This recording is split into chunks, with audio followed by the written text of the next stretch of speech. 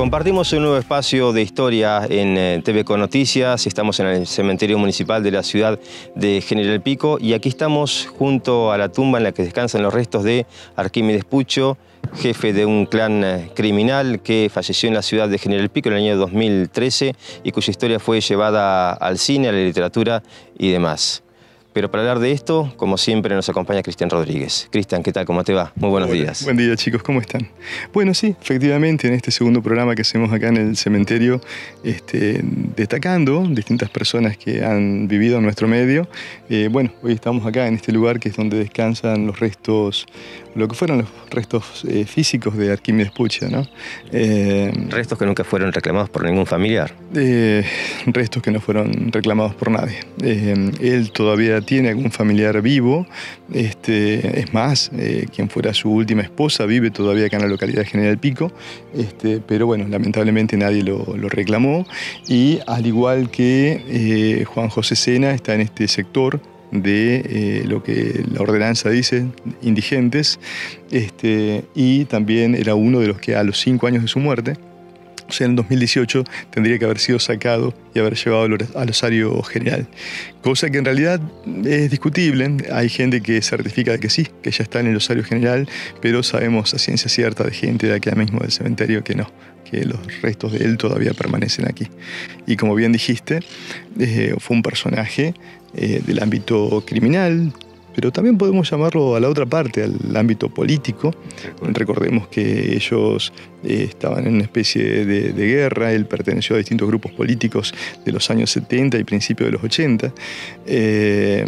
Y bueno, siempre se escudó en eso, ¿no? De que los secuestros extorsivos y demás eran justamente para financiar una campaña que ellos llamaban político-militar. Él mismo, bueno, por haber sido yo conocido en el barrio, de quien le alquilaba, del pastor que también lo acompañó hasta sus últimos días, que no hay problema en nombrarlo, el señor Eliusi Fuentes, fue quien lo acompañó hasta el último minuto de su vida, habiendo charlado yo con él infinidad de veces, tanto con Pucho como con Cifuentes, contaban todo lo que era la ingeniería de ese grupo, cómo trabajaban, qué hacían. Pucho termina de cumplir su condena por los secuestros cometidos por el clan Pucho, la termina de cumplir aquí en el correccional abierto del General Pico, se recibe de abogado, intentó ejercer un poco la abogacía, bueno, se lo pudo ver en los pasillos de tribunales y demás, ya en los últimos momentos de su vida, ¿no? Sí, él era contador, también tuvo estudios muy avanzados en ingeniería, de hecho él era un experto en bombas, él fue miembro de la CIDE, entonces tenía una función específica, y él se hacía llamar ingeniero también, y es cierto, sí, se recibió después de su excarcelación, ya cuando tuvo la libertad de abogado. Él se recibe antes, cuando todavía está preso, y bueno, después se casa en General Pico, bueno, pasó a ser parte de una iglesia evangélica, y vivió en el barrio del Molino hasta casi sus últimos días.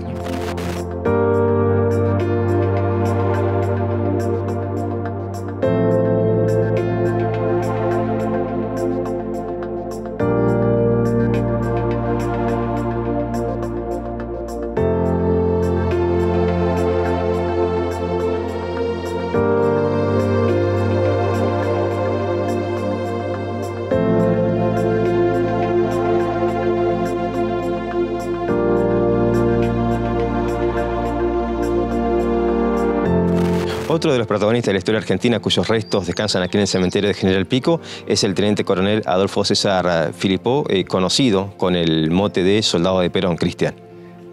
Sí, otra historia de las tantas preciosas que tenemos entre tanta gente que descansa en esta necrópolis, ¿no? Soldado desde los 13 años, a esa edad este hombre ingresa al Colegio Militar de la Nación, y recién recibido, saliendo recién de la escuela militar, tiene la función nada más y nada menos que ser escolta y guardián de Perón, con todo lo que eso significaba, ¿no? Y así cumplió su labor al frente de un grupo de muchachos que tenían la custodia personal del general Perón, hasta la conocidísima Revolución Libertadora de 1955, donde, bueno, él es confinado a la provincia de La Pampa, ¿no? Lugar desde donde, un año después, 1956, con aquella contrarrevolución que hiciera el Valle, Filipó se pusiera al frente de los pampeanos, tanto militares como policías, como los gauchos peronistas de la zona, levantándose contra el gobierno nacional de la Revolución Libertadora, siendo infructuosa la campaña, pero siendo el único en todo el país que logra los objetivos militares que se proponía esa contrarrevolución. Filipó es de vuelta confinado, es más, hasta el punto de que tenía ya su sentencia de muerte, él iba a ser ejecutado, y gracias a una maniobra de los mecánicos del avión que hacen que él no logre subir ese avión, o en realidad que no despegue para la Bahía Blanca donde iba a ser ejecutado, salva su vida, y a partir de ese momento, bueno, siempre levantando las banderas del peronismo, ¿no es cierto? Por eso se convierte en un símbolo del peronismo, a un punto de que cuando vuelve Perón en el 73, él llega a algún ministerio, tiene funciones públicas, y lucha siempre justamente contra todo tipo de golpe de Estado, militarismos y demás, siendo él de formación militar. Él nunca se olvidó de La Pampa, y cuando él muere finalmente en Mar del Plata, uno de sus últimos deseos era justamente descansar en este lugar, en La Pampa, en General Pico, y a través de un grupo de vecinos, de la cooperativa Corpico, de gente amiga de él, bueno, hoy lo tenemos acá.